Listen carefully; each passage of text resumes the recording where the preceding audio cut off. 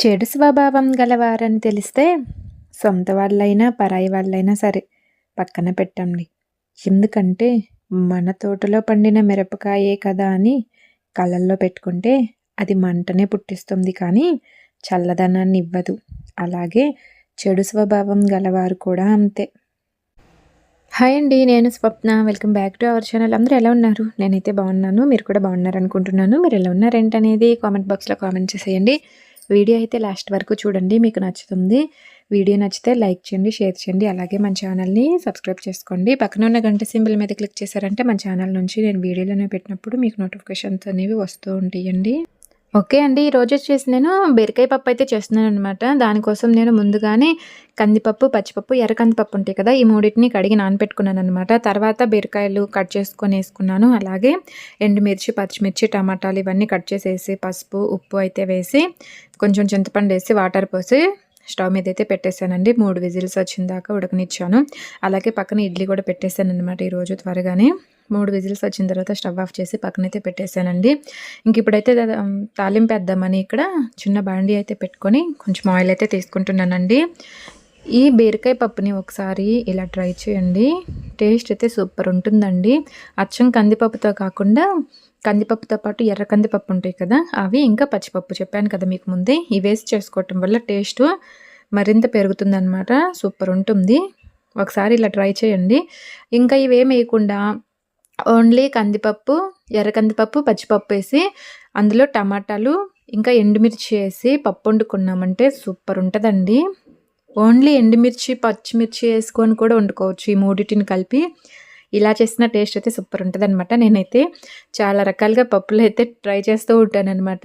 ఇంకా 5 రకాల పప్పులతో కూడా పప్పు వండుకొని తింటాం కదా, మీకు తెలుసో లేదో, తెలిసే ఉంటుందిలేండి, తెలియకుండా ఎట్లా ఉంటుంది. చాలామంది ఇలా చేస్తూ ఉంటారు. ఓకేనా. నేనైతే ఈరోజు వచ్చేసి ఇక్కడ పప్పు అయితే సింపుల్గా ఇలా చేస్తున్నానండి. 3 రకాల పప్పు గింజలు వేసి బీరకాయ, టమాటా, ఎండుమిర్చి, పచ్చిమిర్చి వేసి ఇలా ఉడికించుకున్నాను అనమాట. ఇక్కడైతే పోపు కూడా ఏగిందండి, చక్కగా పోపు పెట్టుకుంటున్నాను అని చెప్పాను కదా. ఇదిగో ఇక్కడైతే పప్పు మళ్ళీ అందులో పెట్టేసి పోపు అయితే ఇందులో వేసి చక్కగా ఇలా కలిపేస్తున్నానండి. చూడండి ఎలా ఉందో. మాకైతే పప్పు ఇలా ఉంటే చాలా ఇష్టం అనమాట. పప్పు కొంచెం ఇత్తులుగా మెతుకులుగా అదే పప్పు మెదిగినట్టు ఉంటుంది కదా, అలా ఉండటం కంటే ఇలా మెత్తగా మెదిగితేనే నాకు చాలా ఇష్టం అనమాట పప్పు. ఓకేనా. ఇక్కడైతే పప్పు రెడీ అయిపోయింది. మా వారికి బాక్సులు పెట్టేసి ఈ పప్పునైతే ఇలా హాట్ బాక్స్లో అయితే పెట్టేశాను. ఇదైతే పక్కన పెట్టేశాను. ఇంక ఈ పప్పు ఇక్కడ కాకరకాయలు అయితే కట్ చేసి పెట్టుకుంటున్నాను అనమాట. ఇడ్లీ అయితే ఇవి ఉన్నాయి, ఇంకా తినాలి నేను. ఈ కాకరకాయ ముక్కలన్నీ కిలో తీసుకొచ్చుకున్నాను కదా ఆ రోజు. ఇప్పుడైతే కట్ చేసి పెట్టుకుంటున్నానండి. ఇదిగో ఇక్కడైతే మొత్తం కట్ చేసుకున్నాక చూపిస్తున్నాను అనమాట. చూడండి, మొత్తం కట్ చేసుకొని ఇల్లంతా ఒకసారి ఊడ్ చేశానండి. ఇక్కడ మిషన్లో బట్టలు కూడా మార్నింగ్ వేసాను అనమాట, అదైతే షూట్ చేయలేదులేండి. ఇంక ఇప్పుడైతే మిషన్లో బట్టలు కూడా అయిపోయినాయి అనమాట. ఇక అందుకని ఇక్కడ బట్టలు కూడా తీసి ఆరేద్దామని బట్టలు అయితే తీస్తున్నాను. ఇంక ఈరోజు వచ్చేసి మా అత్తయ్య మామయ్య వాళ్ళు అయితే వస్తున్నారంటండి. వాళ్ళు గురువారం అయితే వచ్చారనమాట. ఇక ఆ రోజు మా తోటికోడలు వాళ్ళ ఇంటి దగ్గర అయితే ఉన్నారండి. గురువారం, శుక్రవారం ఉండి ఈరోజు శనివారం లాగనమాట ఇది. ఇంక ఈరోజు అయితే ఇక్కడికి వస్తున్నారంట. మా వారైతే తీసుకొస్తున్నారు. ఇక నేనైతే చక్క పనులు అయితే చేస్తున్నాను. ఈరోజు పిల్లలు కూడా స్కూల్కి వెళ్ళలేదండి. ఇంకా మా వారైతే మా అత్తయ్య మామయ్య వాళ్ళు వస్తున్నారు కదా అని పిల్లల్ని ఇంటి దగ్గర ఉండమన్నారనమాట. ఇంక అందుకని పిల్లలు కూడా స్కూల్కి వెళ్ళలేదు, ఇంటి దగ్గరే ఉన్నారు. వాళ్ళిద్దరైతే ఇంకా ఆడుకుంటూ ఉన్నారనమాట. ఒకరినొకరు కొట్టుకునే పనేనండి ఇంటి దగ్గర ఉంటే మాత్రం. రిమోట్ కావాలి, ఆ బొమ్మలు కావాలి, ఈ బొమ్మ కావాలి, ఇంక ఇలా ఒకరి మీద ఏదో ఒకటి ఒక వస్తువు ఇద్దరు కావాలని అడుగుతూ గొడవ చేస్తూ ఉంటారనమాట. నేనైతే వాళ్ళనైతే కొంచెం సేపు పట్టించుకోనండి. మనం పట్టించుకున్నామంటే ఇంకా ఎక్కువ చేస్తారు. మమ్మీ నాకు కావాలి అని అడుగుతూ ఉంటారనమాట. మీ ఇష్టం వచ్చినట్టు ఆడుకోండి, ఎవరు ఏడిస్తే వాళ్ళకి ఫస్ట్ దెబ్బలు పడతాయి అని అయితే చెప్తానమాట. ఓకే అండి. నన్ను చాలామంది అడుగుతున్నారండి, మానిటైజేషన్ ఎలా చేసావు ఏంటి, ఒక వీడియో తీయొచ్చు కదా అని. నేను ఇంతకుముందు ఒక వీడియోలో కూడా చెప్పాను, నాకు మానిటైజేషన్ ప్రాసెస్ అంతా అసలు తెలియదండి బాబు. నేనే ఎన్నో ఇబ్బందులు పడి మానిటైజేషన్ అయితే పూర్తి చేసుకున్నాను అనమాట. నిజానికి అది మా వారే మానిటైజేషన్ అయితే పూర్తి చేశారండి. ప్రాసెస్ అంతా నాకు అసలు తెలియదు. చాలా కష్టపడ్డాను అనమాట. వీడియో చూసి నేను ఎలా చేయాలి ఏంటి అనేది అన్నీ చూసి తర్వాత మా వారికి ఆ వీడియో చూసి ఆ వీడియోలో చెప్పినట్టు చేయవా కొంచెం అన్ని బతిమలాడుకొని చేసుకున్నాను అనమాట. మా వారైతే ఒకసారి అడగగానే చేశారులేండి, నిజాన్ని చెప్పాలంటే బతిమలాడలేదులే కానీ చేస్తానన్నారు, చేశారు. నాకు అది చేయటం అసలుకి ఎలా చేసాం ఏంటనేది ఆ స్టెప్స్ అన్నీ గుర్తే లేవండి బాబు. నేను ఎలా మానిటైజేషన్ వీడియో చేయగలను చెప్పండి? అవన్నీ మన వల్ల కావండి బాబు. టెక్ ఛానల్స్ వాళ్ళైతే చక్కగా వివరంగా చెప్తారు. వాళ్ళు మనకి యూట్యూబ్‌లో మానిటైజేషన్ ఎలా చేయాలి అని టైప్ చేసామంటే బోలెడన్ని వీడియోలొస్తాయండి. తెలుగులోనే చాలామందున్నారు టెక్ ఛానల్స్ వాళ్ళు. చాలా చక్కగా వివరంగా మనకి యూట్యూబ్ గురించి ఏ డౌటొచ్చినా సరే అండి చక్కగా వివరిస్తూ చెప్తారనమాట. మనకు చిన్న డౌటొచ్చినా గానీ చెప్తారు. ప్రతి దానికి వీడియో ఉందండి. దయచేసి నన్నైతే అడగొద్దనమాట. నేను నిజమే చెప్తున్నానండి బాబు. నేను చెప్తుంటే ఏమంటున్నారంటే, "నీకు తెలియకుండా నువ్వెలా చేసుకున్నావంటున్నారు." నేను గూడా టెక్ ఛానల్స్ వాళ్ళ వీడియోలు చూసే చేసుకున్నానండి బాబు. చేసుకోవటం వేరు, మనం ఒకళ్ళకి వివరించి చెప్పటం వేరు. అర్థమవుతుందా? ఇప్పుడు మనం వండుకొని తినటం వేరు. ఎలా చేయాలి, ఏంటి అని ప్రాసెస్ అంతా హ్మ్. స్టవ్ వెలిగించటం కానుంచి మొత్తం వంట పూర్తయిపోయి తినేంత వరకు వివరించి చెప్పటం వేరండి బాబు. చేయటం సింపులే. మనకు తెలుస్తది కాబట్టి చకచకా చేసుకుంటాం. అదే తెలియని వాళ్ళు వేరే వాళ్ళు చెప్తుంటే చేస్తూ ఉంటారు కదా! వాళ్ళు ఇంకొకళ్ళకి వివరించాలంటే ఎలా చెప్పగలుగుతారు చెప్పండి? చాలా కష్టం గదా! నా పరిస్థితి కూడా అంతే అనమాట. ఏమనుకోవద్దబ్బా ప్లీజ్. తెలిస్తే నేనెందుకు చెప్పను చెప్పండి? కావాలని మానిటైజేషన్ అయిపోయిందని చెప్పట్లేదనుకుంటున్నారు. నిజం చెప్పాలంటే పూర్తి మానిటైజేషన్ గూడా అవ్వలేదండి బాబు ఛానలు. ఇంతలోనే ఎంతమంది ఎన్ని రకాలుగా ఆలోచిస్తున్నారో అమ్మో! అమ్మో! బాబోయ్! పక్కనోళ్ళు కొంచెం ఎదుగుతున్నారంటే చూసి కుళ్ళుకునే వాళ్ళే ఎక్కువ మంది ఉన్నారండి బాబు. సంతోషపడే వాళ్ళకంటే. నేనసలు ఈ విషయం ముందే చెప్పకుండా ఉండాల్సిందబ్బా! నాకైతే ఇప్పటి వరకు పూర్తి మానిటైజేషనే అవ్వలేదండి బాబు. ఏదో నాన్న తంటాలు పడి సగం మానిటైజేషన్ అయితే పూర్తి చేసుకున్నాననమాట. పూర్తి మానిటైజేషన్‌కి ఇంకా చాలా ప్రాసెస్ ఉంది. 4,000 వాచ్ టైమ్ కంప్లీట్ అవ్వాలి ఫస్ట్ పూర్తి మానిటైజేషన్ అవ్వాలంటే. ఓకేనా? ఇంక నేనైతే ఇంతే చెప్తున్నాననమాట. ఆ మానిటైజేషన్ వీడియో గురించి పూర్తిగా అయితే నేను చెప్పలేను. టెక్ ఛానల్స్‌లో చాలా వీడియోలు ఉన్నాయి వాటి గురించి వినండి. నేను ఒక విషయం చెప్తానబ్బా! తప్పుగా అయితే అనుకోవద్దు. అందరికీ అన్ని విషయాలు తెలియవండి బాబు. కొంతమందికి కొన్ని తెలుస్తాయి. కొంతమందికి కొన్ని తెలియవు. మనకి తెలియని విషయాన్ని మనం ఊరికే వాళ్ళకి తెలుసేమో అని కనిపించిన ప్రతి ఒక్కళ్ళని అడుగుతూ ఉండొద్దు. ఎందుకంటే ఫస్ట్ మనకి తెలియని దాన్ని మనం తెలుసుకోవాలి. యూట్యూబ్‌లో చూడాలి. దీని గురించి ఏమన్నా వీడియో ఉందేమో, లేదేమో అని చూసుకొని తెలుసుకోవాలి. మనకు అప్పుడు కూడా దానికి ఆన్సర్ దొరకలేదంటే అప్పుడు దాని గురించి ఆ టాపిక్ గురించి ఎవరికి తెలుస్తదా ఏంటా అని అలాంటి ఛానల్స్ వాళ్ళని అడగాలండి క్వెషన్స్. అప్పుడు వాళ్ళు మనకి చక్కగా వివరించి చెప్తారనమాట. అంతేగాని ఇక అన్ని ఛానల్స్ వాళ్ళని పట్టుకొని ఏ క్వెషన్స్ పడితే ఆ క్వెషన్స్ అడిగితే చెప్పడం కష్టం కదా! ఇప్పుడు కుకింగ్ ఛానల్ ఉందనుకోండి. కుకింగ్‌కి సంబంధించిన వీడియోలు అడిగితే చేస్తారు. అదే మనకి టెక్ ఛానల్స్ ఉంది. టెక్ ఛానల్స్ వాళ్ళు దేని గురించి? యూట్యూబ్ టెక్ ఛానల్స్ వాళ్ళు యూట్యూబ్ గురించి వచ్చిన ప్రతి అప్డేట్ మనకు తెలిసేలా చెప్తూ ఉంటారు. వాళ్ళని కుకింగ్ గురించి, వీళ్ళని యూట్యూబ్ అప్డేట్స్ గురించి అడిగితే బాగోదు కదా! అందుకని మనం అడిగే క్వెషన్స్ కూడా ఎవరిని అడగాలి ఏంటనేది కూడా తెలుసుకోవాలబ్బా! అందరిని అడగొద్దు. ఓకేనా? నాకైతే ఇలానే అనిపించిందనమాట. అందుకే చెప్తున్నాను. తప్పుగా అయితే అనుకోవద్దండి.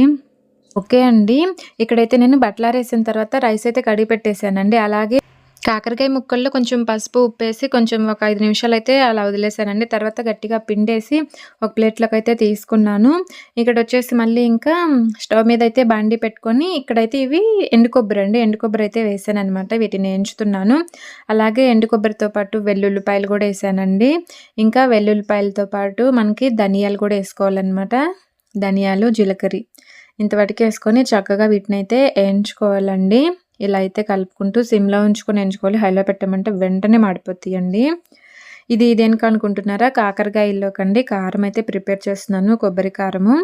దీంట్లో మనం కావాలనుకుంటే నువ్వులు కూడా యాడ్ చేసుకోవచ్చండి. ఇంకా అంతే కాకుండా పల్లీలు కూడా యాడ్ చేసుకోవచ్చు. కానీ నేనైతే ఇంతవరకే ఏసి చేస్తున్నాననమాట. ఇలా చేసుకుంటే సింపుల్‌గా టేస్ట్ బావుంటుంది. అవి వేస్తే కొంచెం కొబ్బరి ముక్కలనేవి తగ్గించుకోవాలనమాట.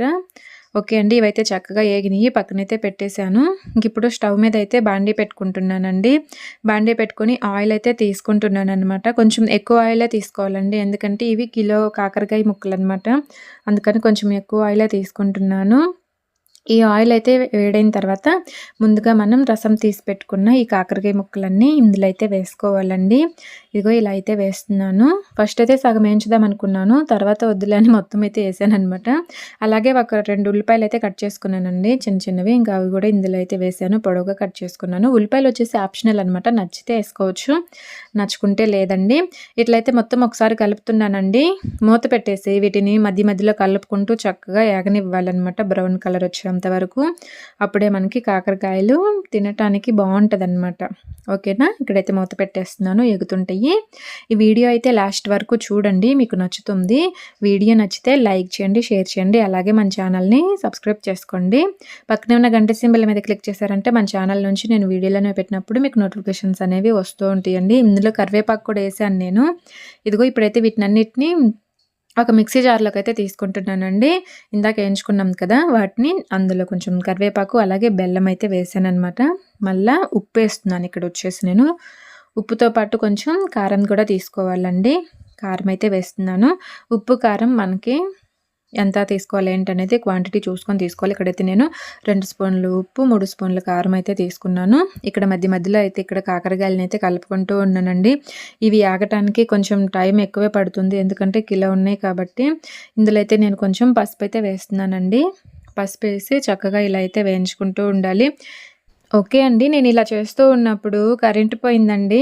అది మిక్సీ పట్టేసిన తర్వాత పోయిందనమాట. ఎట్లానో బెస్ట్ అయింది, లేకుంటే ఇంక ఇబ్బంది పడాల్సి వచ్చేదే.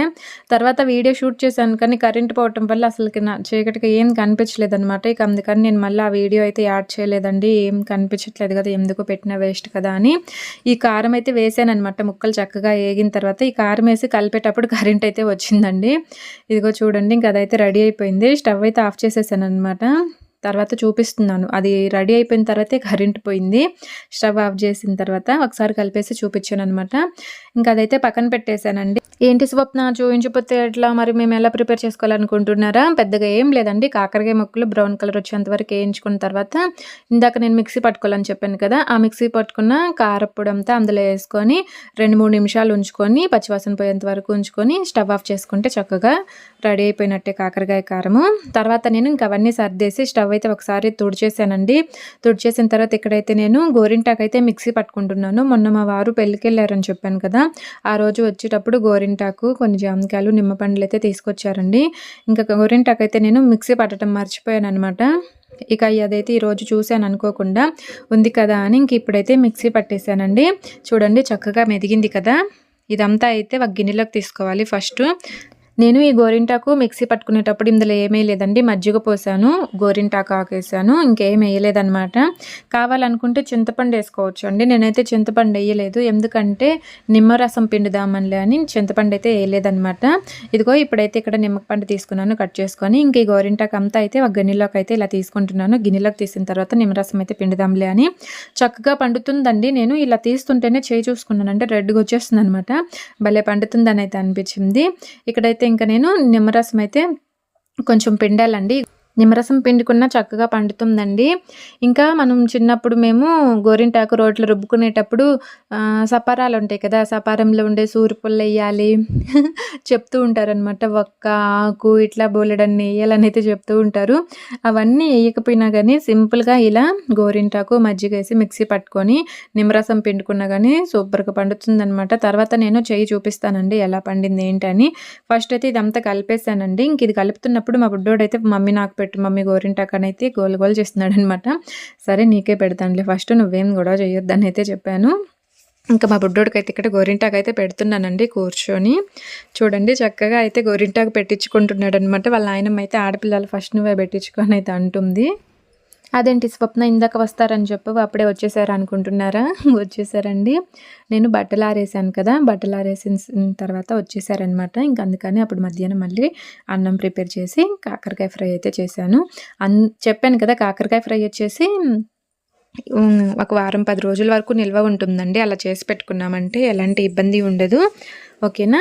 ఇక్కడైతే నేను మా బుడ్డోడికి గోరింటాకు పెడుతున్నాను. మా పాప ఏమో ఇంక వాళ్ళ నాయనమ్మ చేత పేలైతే చూపించుకుంటుందనమాట. తర్వాత గోరింటాకు ఇంకా పెట్టించుకుంటాను నాయనమ్మ చేతనైతే అంది. సరే పెట్టించుకో అని అయితే చెప్పాను. నేనైతే ఇంక మా బుడ్డోడికి పెట్టేసి కాళ్ళకి చేతులకైతే నేను పెట్టుకుంటానండి. నాకు కూడా చాలా ఇష్టం అనమాట గోరింటాకు. అందుకే మా వారైతే నేను చెప్పకపోయినా కానీ వెళ్ళినప్పుడు ఖచ్చితంగా తీసుకొస్తూ ఉంటారనమాట. చెట్టుకి గోరింటాకు ఉంటే తీసుకొని వస్తారు. గోరింటాకు ఒక్కొక్కసారి ఉండదు కదా, వేరే వాళ్ళు కోసుకుంటూ ఉంటారు కదా, అట్లాంటప్పుడు తయారు కానీ ఉంటే మాత్రం ఖచ్చితంగా తెస్తారండి. ఆషాఢంలో అయితే ఖచ్చితంగా పెట్టుకుంటాను. అలాగే ఉగాదికి నేను ప్రతి సంవత్సరం ఆషాఢ మాసంలో ఉగాదికి ఖచ్చితంగా పెట్టుకుంటాను అనమాట గోరింటాకు. ఓకే అండి. ఇంక మా బుడ్డోడు చూడండి అలానే చేయి పెట్టి నీరసంగా ఉన్నాడనమాట. నేను గోరింటాకు పెడుతుంటే ఇంకెంతసేపు పెడుతుంది మా మమ్మీ అన్నట్టు చూస్తూ ఉన్నాడు. డిజైన్సా ఏంటని. తర్వాత ఈ చేతికి కూడా పెట్టు మమ్మీ అని అయితే అన్నాడనమాట. ఏం మాట్లాడట్లేదండి, చూసుకుంటూ ఏందో దిగాలి అలానే ఉన్నాడు. ఏమైందిరా అంటే ఇక్కడ పెట్టు మమ్మీ ఈ చేతికి కూడా అని అయితే అంటున్నాడనమాట. చూడండి 2 చేతులకు పెట్టించుకున్నాడండి. 2 చేతులు పూర్తయిపోయిన తర్వాత ఒకసారి వీడియో అయితే తీశాను చూడండి. చక్కగా ఇలా అయితే పెట్టాను అనమాట. పెద్దగా డిజైన్స్ అయితే ఏం రావాలండి నాకు. ఇక తర్వాత నేను కూడా గోరింటాకు పెట్టుకొని ఫోన్ అయితే పక్కన పెట్టేశానండి. ఈ వీడియో అయితే ఇంతే అనమాట. ఈ వీడియో మీకు ఎలా అనిపించిందో చెప్పండి. ఈ వీడియో మీకు నచ్చితే లైక్ చేయండి, షేర్ చేయండి. అలాగే మన ఛానల్ని సబ్స్క్రైబ్ చేసుకోండి. Thank you for watching. మరొక మంచి వీడియోతో కలుద్దాము. Bye bye.